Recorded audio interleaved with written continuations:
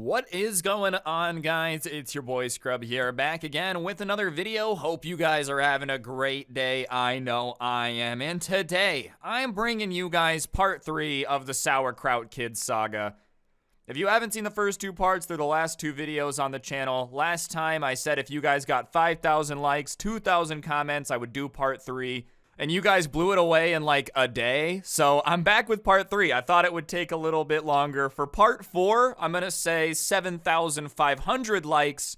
And we'll keep 2,000 comments. Same goal. But if you want part 4, comment, like the video. And without further ado, let's get into Sauerkraut Kids stealing my bike. So for those of you that haven't seen the first 2 parts, basically I went to the park one day. There was this weird kid that smelled like sauerkraut who tried to hit me with this stick that he was poking dog poop with. And when I broke the stick that he was trying to poke me with, he freaked out and like launched into this multi-day revenge plot to try to make me pay for breaking his item.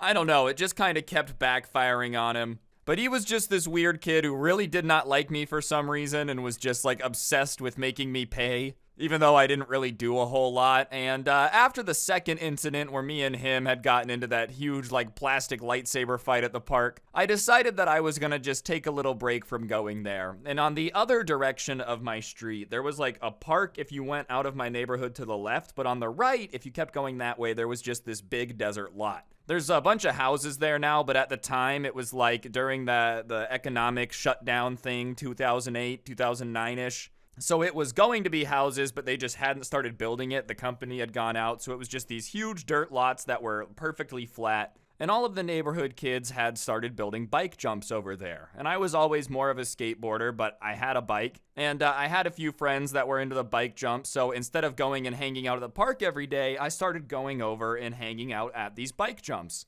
And we would just take some shovels, build a ramp, jump the ramp, like pretty typical stuff, I don't know. I feel like most people have probably done something similar at some point. And usually everybody that would come over there and help us build ramps and whatnot was pretty cool. It was a different crowd than the people that would hang out at the park. But everyone was really, really nice, and I started getting more and more into it and spending more time there building ramps and whatnot. I didn't love jumping the bikes as much as I just loved building the ramp. I know that sounds dumb, but I would be like, there's no way anyone could jump this, just build some stupid stuff, and then they would do it. It was fun to watch. But one day, somebody says that they're going to invite this guy, and they say the name, and I immediately recognize it as Sauerkraut Kid. I'm not gonna say his name, but, you know, at this point, I knew him relatively well, considering every time I tried to go to the park, he would chase me around and challenge me to combat like it's some weird 1800s Congress session and he's challenging me to a duel.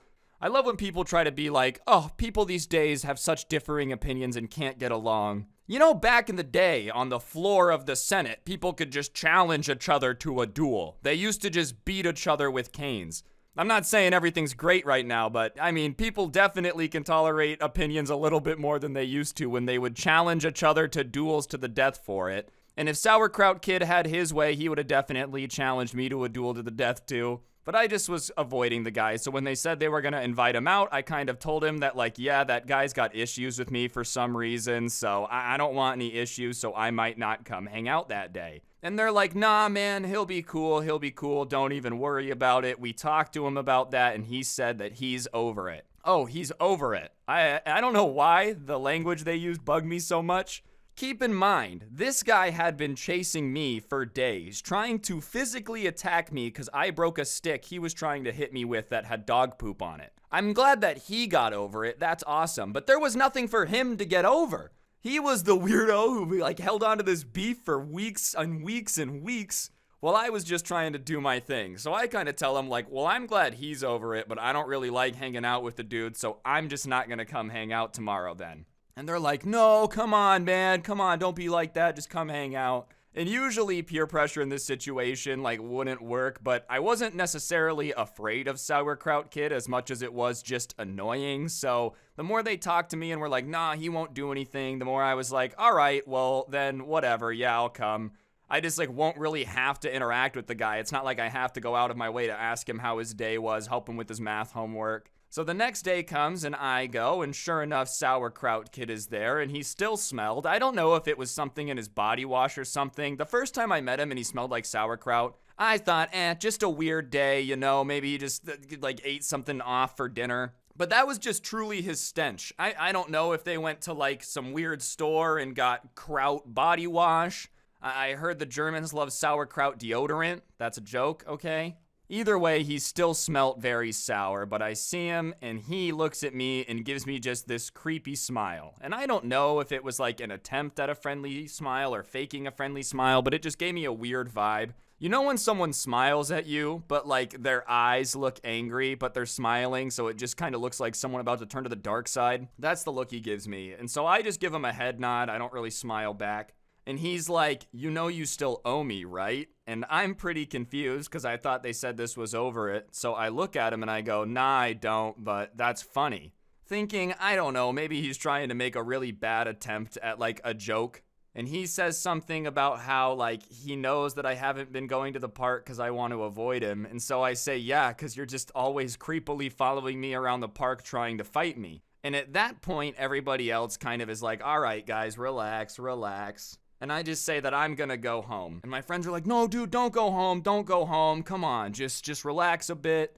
And one of my friends like wanted to go talk over there. So I go over there to talk with my friend, and because it's like a bunch of people right there, I just leave my bike next to my friend's bike that I'm going to talk to, and we go talk. And as me and him are talking, he's like, bro, come on, like, you just gotta be the bigger man and just get over it. I'm 9, by the way. There's no being the bigger man. Like, obviously now, I don't think I would have reacted that way, but I was 9 years old. There was no being the bigger man. I didn't want to be around the kid who kept trying to beat me up. And even now, if you attack me, I'm not ever gonna want to hang out with you again. You attack me twice, I'm really not gonna want to hang out with you again. But as we're talking, having this conversation, people start saying, stop, dude, what are you doing? And I turn around, and Sauerkraut Kid, that little turd, man, that evil secret agent sent to ruin my life, is on my bike. Keep in mind, he's a few years older than me, so it's way too small of a bike, and he's just taking off. And so I start being like, bro, you stole my bike. And I run over there and everybody is like, he just took it. He said he was going to teach you a lesson. And now I'm pissed. So I start yelling at everybody there like, you guys said that he wasn't going to do this. Like, this is so stupid. I can't believe you guys would be dumb enough to believe him. I was not a very happy camper because my bike is gone. And I wasn't happy because none of them chased him either. You guys know that you all have bikes, right? What, do you expect me on feet to chase down this dude on the bike? The least you could have done is it followed him. So I start asking everybody like, all right, well, where does he live? And they don't want to tell me. And that's just annoying because like, I'm not asking where he lives to do anything insane. I'm asking where he lives to just get my bike back. I don't care where he lives. Trust me. I'm not like, oh, I want to look it up and see what his zip code is. What school is he zoned for? I don't care. I just want my stuff. And so they start saying no, and I start getting mad at them, and I'm like starting to hurl some insults around. Nothing insane, just some light Xbox trash talk. Like, you guys need to tell me where his house is so I can get my bike back, or I'm gonna take your bike and throw it into traffic. Like, come on, bro. Like, you guys need to tell me where my bike is. So they finally tell me, and I just say, I'm gonna go get my bike. And they're like, you're gonna go alone? Yeah, man, what is he gonna do? Kidnap me? Like, of course I'm gonna go get my bike back. And also, my thought was, Sauerkraut Kid might be a jerk, right? Like, Sauerkraut Kid might be stealing my bike, trying to attack me. Something tells me, though, that Sauerkraut Kid's parents are probably not very well aware that he's playing Grand Theft Auto with bicycles out there. Maybe they are. Maybe this is all, like, part of their family business. They just steal people's bikes and attack them, and then they sell them. Like, that's the entire gig. But I was going off the assumption that if I went to Sauerkraut Kid's house and I told his mom that my bike was stolen, that I was gonna get it back. And they're like, oh, you're so brave to go alone. Like, what if his parents are mad at you? And I just wasn't worried about it. And even if his parents were down with their kids stealing bikes for some reason, what, were they gonna be mad at me because their kid stole my bike? Like, if they would have done that, then they're just stupid. I don't even know what I could do in that situation.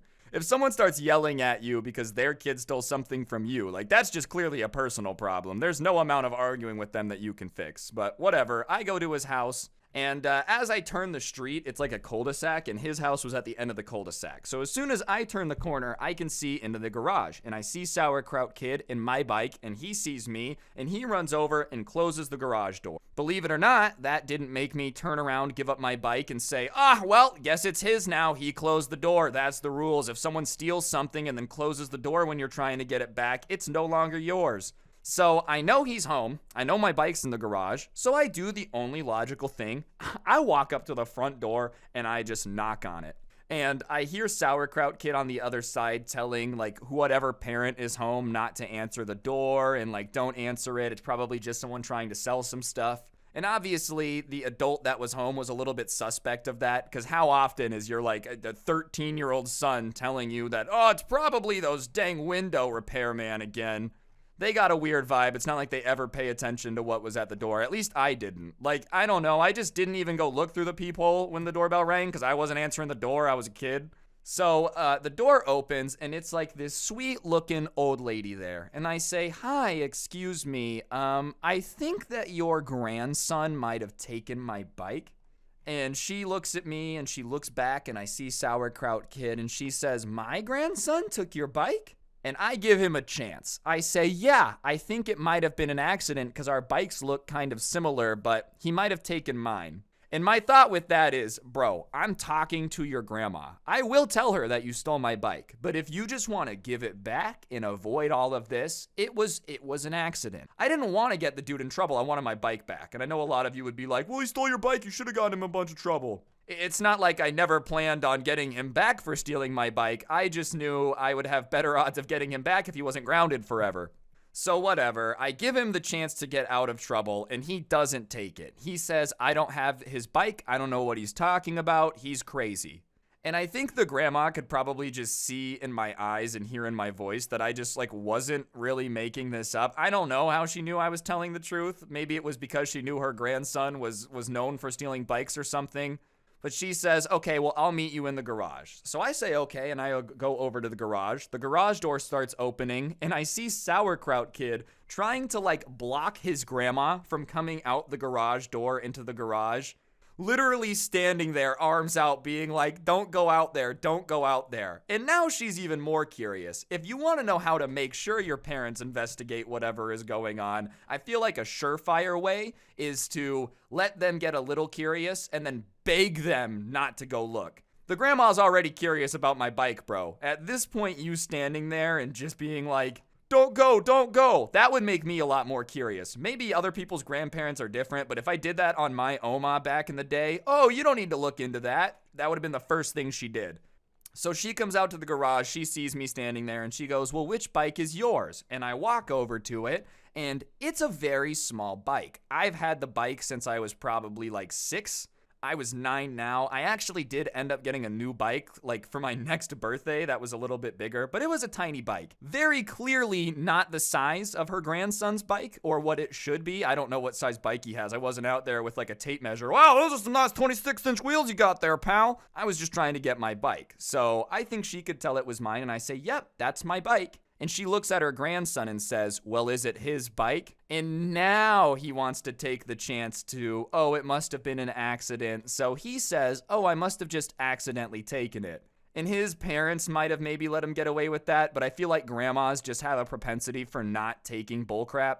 And she says, "There's no way that you accidentally took this bike because it's like 3 sizes too small for you." I don't even understand why he stole my bike. I understand the guy didn't like me, but out of everything he could steal from me, a bike way too small for him was just the dumbest thing. What are you gonna do? Just keep it in your garage? That's just an insanely petty theft. You're not even gonna like sell it or use it for anything. You just took my bike to let it sit there because it's too small for you to ride it. That is a hefty screw you, Mr. Sauerkraut Kid. I take that personally. But when his grandma calls him out, he starts stammering, I can explain. And I feel like that's another thing you shouldn't say if you're trying to come up with a excuse or some type of reason is, "I can explain." Because even movies have just clarified that the second someone says, "I can explain," there's really not a great explanation for it. Usually at that point, they're just buying time while they try to come up with a good excuse that most likely doesn't exist. And so his grandma just gives him a stern look and says, "You need to go to your room right now, young man." And even though he tried to block Grandma from coming out the door, he does not argue with her when she says, go to your room, probably for the best. And he probably didn't have any other excuse he could say. Go to his room is his best choice at this point. Plead the Fifth Amendment. I feel like when you're a little kid in trouble and when you're in trouble as an adult are the same thing. Shut up and get your lawyer. And by lawyer, I mean, I don't know, like hire a stuffed animal to represent you with your parents or whatever. But as a kid, your parents and grandparents are basically the feds. And there's nothing good that you can say to them. Anything you say can and will be used against you in a court of law. So he goes up to his room, probably to just keep his mouth shut. And his grandma turns to me, super apologetic, and is like, please take your bike. I'm so sorry. And I mean, it's not her fault. So I tell her, I'm like, it sucks, but I'm not mad at you about it. You didn't tell him to do it. At least I don't think so. And she says, yeah, I don't know what's gotten into him. He's just been going crazy recently, da-da-da-da-da, but I'm going to tell his parents and, you know, they'll make him apologize. I don't really want an apology. I don't really care about an apology. I'm just glad I have my bike back. So I tell her, thank you so much. Appreciate you helping me with the bike situation. You want to tell his parents? You don't. I don't care. Do whatever you got to do. So the next day comes and I go back to the bike jumps thinking Sauerkraut Kid is not going to show up there because duh. Everyone was already not thrilled with him after that because keep in mind they vouched for him, said it was going to be cool. He shows up and steals my bike. No one was that happy with him. And we're building ramps and whatnot. Everybody had apologized. They felt really bad about the situation. So we're just building ramps and sure enough, Sauerkraut Kid comes pedaling up on his bike.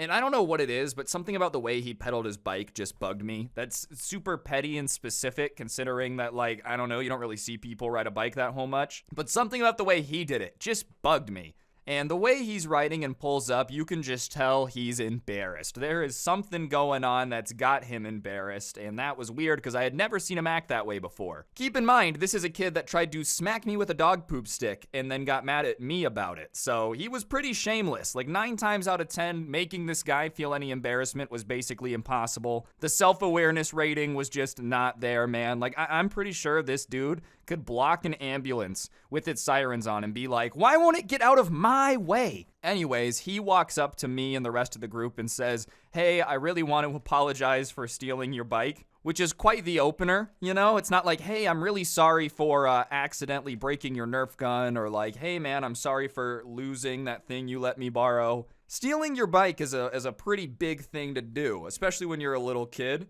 Only because there's so much thought put into it. You know, you had to look at my bike, go, that's not my bike, I should take it. Yep, this is a good idea. Get on the bike, pick the bike up, start pedaling the bike, get all the way home, see me come around the corner, close the garage door, try to hide it from your grandma. Call me crazy. I've got a feeling you just weren't that sorry. And that's okay. You know, like that's at the end of the day, that's your problem. We don't have to be friends. We're not cool anymore. You stole my stuff. But just the way he was apologizing, you could tell he 100% didn't mean it. And it's just, you can't accidentally steal someone's bike. But whatever, I'm like, yeah, okay. I don't say it's okay, but just okay. And he had this backpack on, and he takes off his backpack and he starts opening it. And I'm confused on what he's doing because he's just apologized. I don't know if he's about to like show me this jar of sauerkraut and give it to me as an apology, as a token of friendship. I'm not really 100% what is gonna go on. But ladies and gentlemen, it was better than anything I could have imagined. So I guess his grandma had told his parents that he had stolen my bike, and they're obviously not too thrilled about it. I'm not a parent, but I'm gonna venture out and say that if I had a kid and I found out that he was like stealing stuff from people, I would not be thrilled. I would be the opposite of thrilled. I would be what we consider pissed. But instead of like, I don't know, making him apologize, grounding him or whatever, in their mind, the ultimate symbol of an apology must have been a hand turkey. You know those things that you make in elementary school for Thanksgiving? It's a hand turkey and it says, I'm really sorry. And it's not even close to Thanksgiving. I have no clue why he did this for me or what he thought this was gonna do, but he gives this to me and says, this shows how sorry I am. And I just didn't get it, bro, because like, I don't care about your crafts, man. Don't get it twisted. Your parents are the only people that are gonna ever really love crafts you do. Your grandparents, your aunts, uncles, maybe. But if you ever give someone a hand turkey as an apology gift, don't be surprised if they don't forgive you. You know what? We were gonna be cool, Sauerkraut Kid, but this hand turkey, that just makes me uncool again. I'm kidding. I don't actually hate hand turkeys this much. It was just such a weird, I'm sorry for stealing your bike. Here's a hand turkey. That doesn't undo everything. I'm not now oh yeah, man, it's cool. We can be besties. I still am not a giant fan. You still stole my bike, hand turkey or not. But he hands me this hand turkey and says, this shows how sorry I am. And I do what everyone else around does in that situation, and I start laughing. Imagine trying to take this seriously, dude. He rides up all solemn on his bike, looking like he's just got some serious message to tell us. Says he's sorry, pulls out his backpack and gives you a hand turkey that says sorry. Would you laugh? Probably. So we all start laughing, as anyone would. And he does not like that. And he starts being like, I made that hand turkey as a symbol of my apology, but if you're gonna make fun of it, then I take it back. And I say, okay, that's fine. And I rip the hand turkey. Hey, you wanted it back? You take back your apology? Cool, bro. I don't want this thing anyways. Did you expect me to go home and put it on my fridge? I don't know what you wanted me to do with it. But I rip his hand turkey and he's like, I spent so much time on that. I don't care how much time you spent on the hand turkey, bro.